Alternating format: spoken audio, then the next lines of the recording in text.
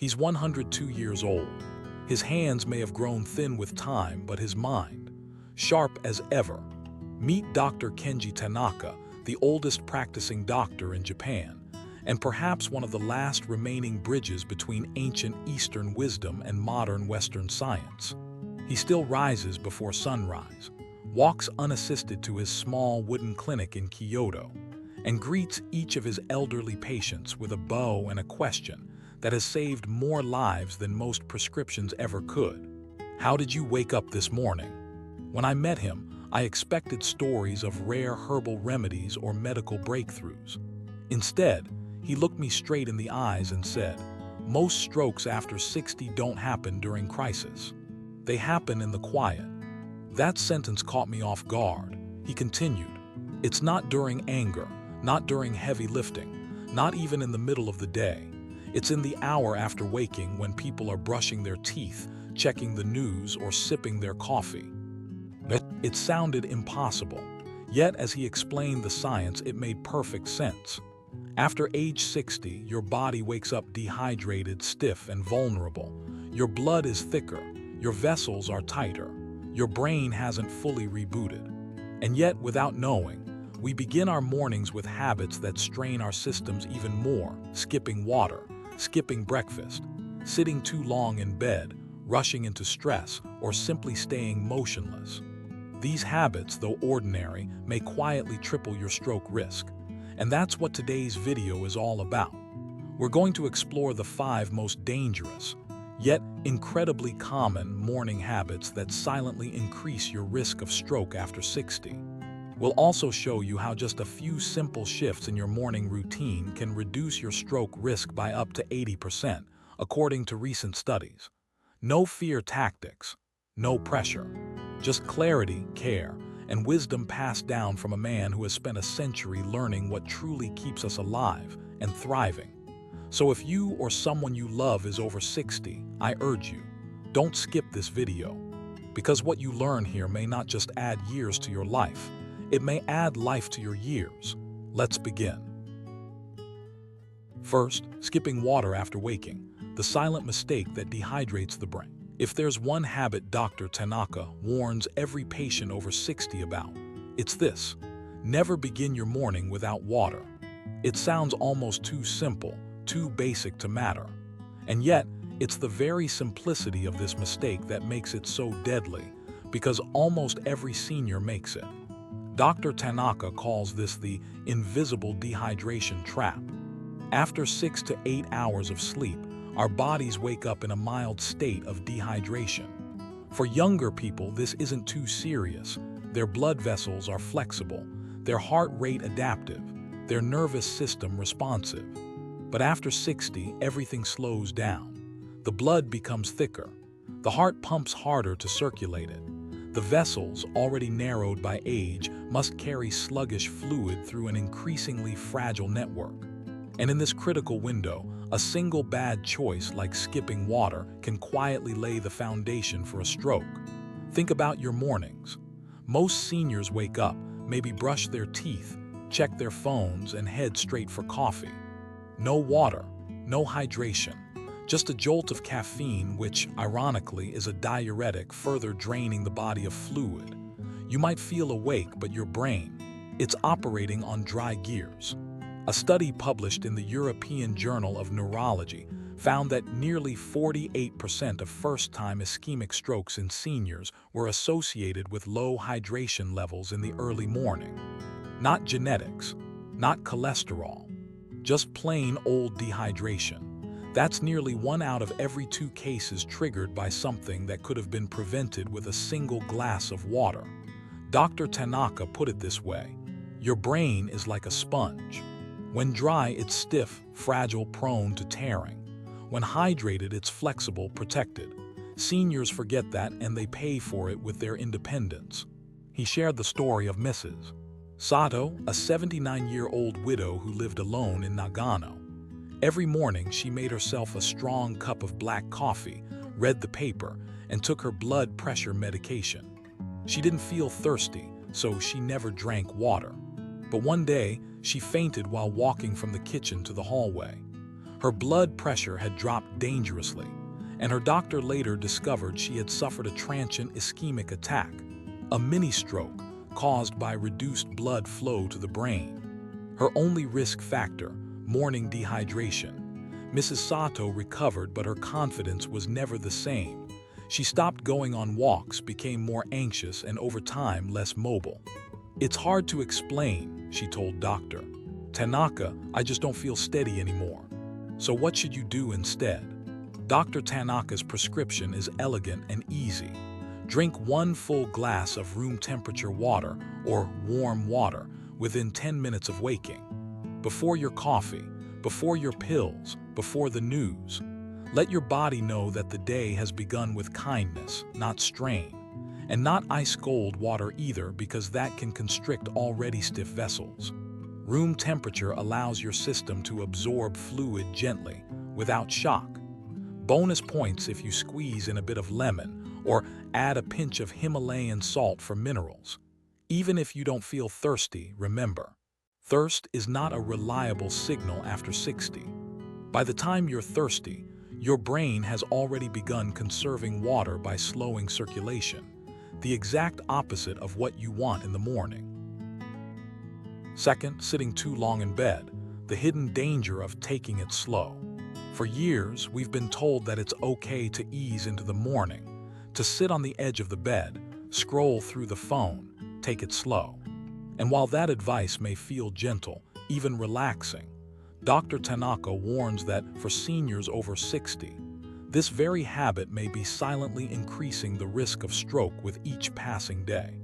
After hours of lying still through the night, your blood settles literally. Gravity pulls it downward, pooling in your lower body. When you're young, your vessels snap back quickly. But as we age, our blood vessels lose elasticity, and our circulation becomes less efficient. So when you wake up and stay seated for 20, 30, even 45 minutes before truly moving, what you're doing, without even realizing it, is creating a circulatory traffic jam. Blood moves sluggishly, particularly in the legs, and return flow to the heart slows down. This reduces brain perfusion, the vital supply of oxygen and nutrients to your brain, at a moment when your brain needs it most. Dr. Tanaka described it to me like this: your heart is like a pump. If you let fluid pool in the basement and never open the valves upstairs, pressure builds, and pressure over time breaks the system. He recalls the case of Mr. Yamamoto, a 76-year-old retired factory manager. Every morning, Mr. Yamamoto would wake at 7:00 a.m., sit at the edge of the bed for 30 minutes reading his phone and messages before standing. He believed he was starting slow to protect his aging body. But one morning, as he stood up quickly and made his way to the bathroom, he collapsed. No warning, no pain. A blood clot that had formed in his lower leg while sitting had dislodged and traveled to his brain. He survived, but the stroke left him unable to walk unaided. Dr. Tanaka explained that sedentary transitions, especially the first one of the day, are often underestimated. We think the danger comes from doing too much, but in truth, it often comes from doing too little for too long. So what can you do instead? Start small. Even before you sit up in bed, begin gentle movements. Wiggle your toes. Roll your ankles slowly in circles. Flex your legs one at a time. Roll your shoulders gently. Turn your head side to side with your eyes closed. These small actions may seem trivial, but they do something powerful. They activate your circulation, sending a gentle signal to your heart, muscles, and brain that it's time to wake up safely. Once you sit up, continue with light movement. Roll your shoulders, rotate your wrists, stretch your arms overhead, and take a few deep breaths. Then when you stand, do it slowly, not because you're weak, but because you're wise. This reduces the risk of sudden drops in blood pressure, dizziness, or triggering a vascular event. For seniors, especially those with a history of heart issues, varicose veins, or diabetes, these transitions matter more than most people realize. And if you've ever felt slightly lightheaded when getting up in the morning, or if your legs feel heavy, your body is already whispering a warning. Dr. Tanaka often says, you don't have to run a marathon to stay safe. You just have to keep the river flowing. Don't mistake stillness for rest. At a certain age, stillness becomes stagnation, and stagnation invites danger. So tomorrow morning, before you scroll your phone, before you turn on the news, just move. Gently, intentionally. Because those first 2 minutes might be the difference between circulation and catastrophe. Third, skipping breakfast, the most underestimated morning risk. Skipping breakfast might seem like a harmless habit, even a healthy one in today's world of intermittent fasting and calorie control. But according to Dr. Tanaka, Japan's oldest practicing physician, skipping breakfast after the age of 60 is one of the most dangerous mistakes a senior can make, especially first thing in the morning. You see, after a long night without food or water, the body wakes up in a fragile state, dehydrated, low on glucose, and trying to stabilize blood pressure and cortisol levels. And the brain, which depends almost entirely on glucose for energy, becomes extremely vulnerable during this time. Dr. Tanaka explains that while younger bodies can tolerate fasting more easily, older adults often experience silent drops in blood sugar that impair brain function long before any hunger signals kick in. In fact, most seniors don't even feel hungry. Their appetite cues have dulled with age, but that doesn't mean their brains aren't starving. He tells the story of Mrs. Akabe, an 82-year-old woman who followed a strict fasting routine for over a year. She thought she was being disciplined, staying sharp, even modern. But one morning, after taking her blood pressure pills and skipping her usual toast, she became disoriented while walking to her mailbox. She fell and hit her head. At the hospital, doctors found her blood sugar dangerously low, and a scan revealed she'd suffered a small stroke. Her story isn't unique. Dr. Tanaka has seen this pattern again and again. Medication on an empty stomach, no water, no food, and then a collapse. Not because of age, but because of neglecting what the brain needs most in the morning: stability. Breakfast doesn't have to be heavy or complicated. In fact, Dr. Tanaka recommends something he calls the triangle of stability: a small portion of protein, healthy fat, and complex carbohydrate. Think, half a boiled egg, a spoonful of yogurt, and a slice of whole grain toast. These simple ingredients can help regulate blood sugar, prevent dizziness, and keep the brain supplied with what it needs to function. But most importantly, they tell the brain, you are supported. And that message, at this vulnerable time of day, can make all the difference between a normal morning and a life-altering event. Dr. Tanaka puts it simply: the brain doesn't ask for much, but it does ask for breakfast. So tomorrow morning, don't just reach for coffee and your phone. Reach for nourishment. Even a few bites can protect you from the inside out. Because after 60, skipping breakfast isn't just a bad habit, it's a quiet risk that your body can no longer afford to take. Fourth, rushing into stress, the invisible stroke trigger. If there's one thing Dr. Tanaka has seen ruin a perfectly healthy morning, it's stress, the kind that creeps in quietly before we've even had a sip of water. For most people over 60, the day doesn't start with peace. It starts with tension. The moment you open your eyes, your mind begins racing, checking the news, worrying about a doctor's appointment, replaying yesterday's argument, or simply being overwhelmed by the tasks ahead. But what many seniors don't realize is that this mental chaos isn't just unpleasant, it's dangerous. It places immediate and unnecessary pressure on a cardiovascular system that has just emerged from hours of stillness and vulnerability. Dr. Tanaka explains it this way: when you wake up, your body is already under pressure. Cortisol, the stress hormone, spikes naturally in the early morning. Blood pressure rises to prepare for movement. The heart beats faster. If you add mental stress to that fragile equation, you overload the system. And for some, that triggers a stroke.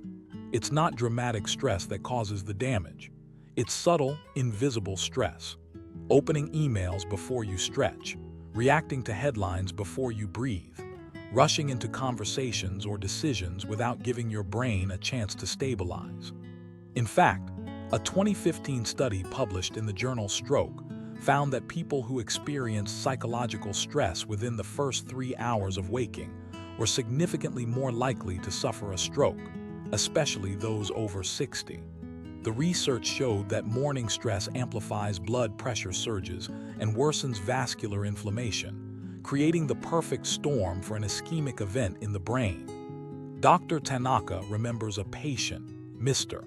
Hideo, a 69-year-old widower who woke up every morning and immediately turned on the television. He watched the news while sipping his coffee, often reacting aloud, shaking his head in frustration, even arguing with the screen.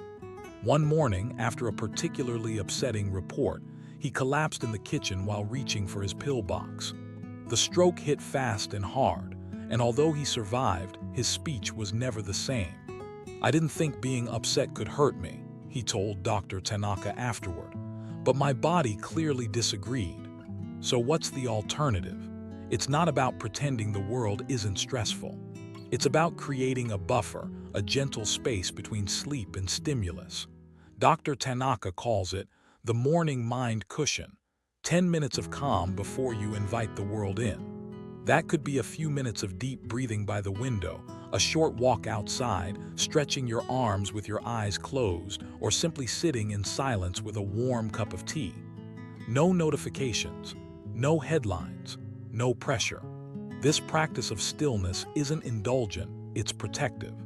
It gives your nervous system time to adjust, your blood vessels time to expand, and your mind time to orient itself before being asked to react. And this one shift, just 10 quiet minutes, could be the difference between a steady day and a medical emergency. Dr. Tanaka often reminds his patients, "You can't control what the world throws at you, but you can control how you begin your morning, and how you begin sets the rhythm for how you survive." So tomorrow, before you reach for your phone, reach for a pause. Before you dive into noise, sit with silence. Let your brain wake up softly. Because after 60, the first conversation of the day shouldn't be with chaos. It should be with your breath, your body, and your peace. Fifth, stillness, the most dangerous comfort. Among all the habits that quietly raise stroke risk after 60, the one that most seniors never suspect is also the most comforting: stillness. Not the kind found in mindful meditation or rest, but the passive, prolonged kind that creeps in after retirement. It begins with good intentions, sitting quietly with a cup of tea, watching the birds, flipping through the morning paper. It feels calm, harmless, even healthy. But as Dr. Tanaka explains, this stillness, especially when it lasts for the first hour or two after waking, is not restful for the body. It's stagnation. After a night of lying down, your blood naturally pools in the lower parts of your body. And if you stay seated for too long after waking, without moving or stretching, circulation slows dramatically. Your blood thickens, your heart has to work harder, and your brain receives less oxygen, all while you're still sitting in your robe thinking the day hasn't even started yet. Dr. Tanaka has seen this pattern far too often. He once treated Mr. Kenta, a 73-year-old retired schoolteacher who loved his quiet mornings.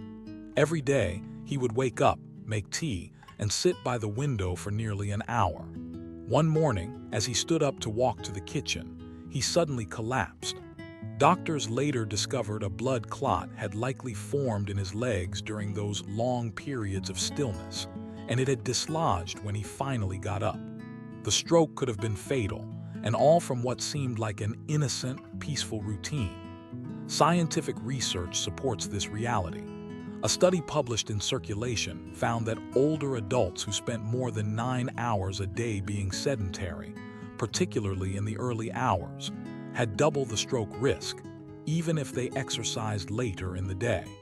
That's because stroke prevention isn't just about total movement, it's about timing. The first hour after waking is when your circulation is at its weakest, your blood is thickest, and your body is most vulnerable. If you don't move then, you miss your best opportunity to reset your system for the day. So what's the solution?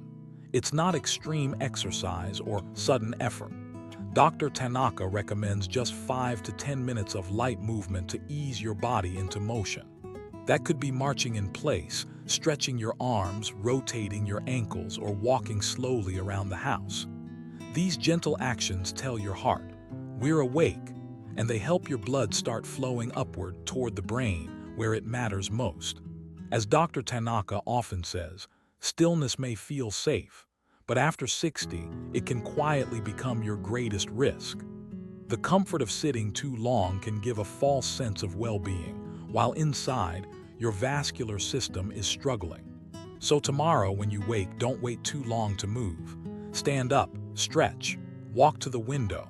Greet the day not with stillness but with gentle, life-giving motion, because motion is memory, motion is clarity, and most importantly, motion is protection.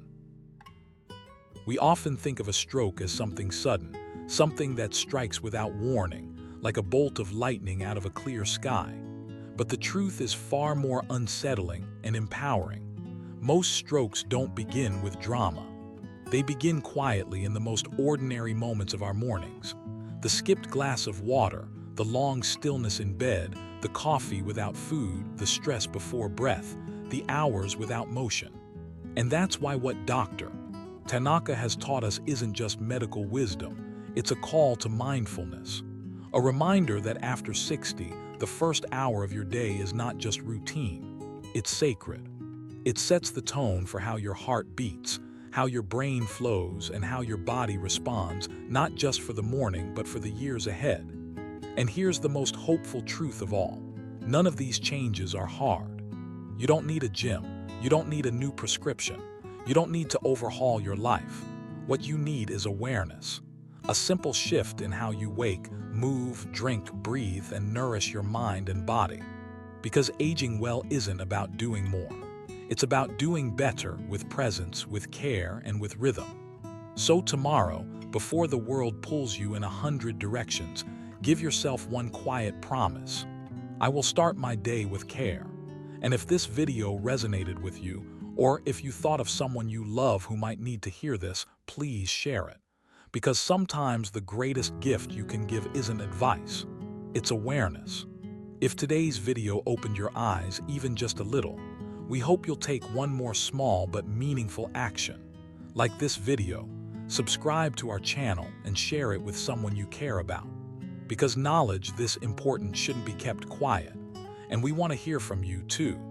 In the comments below, tell us, what's one simple thing you'll start doing tomorrow morning to protect your brain? Maybe it's drinking water before coffee. Maybe it's standing up and stretching before you check the news. Or maybe it's just moving with a little more intention. Your story might inspire someone else. Your words might save a life. Thank you for being here. Thank you for caring. And remember, the way you begin your morning is the way you teach your body to keep going. Until next time, stay strong, stay wise, and stay with us here on Daily Elder Advice.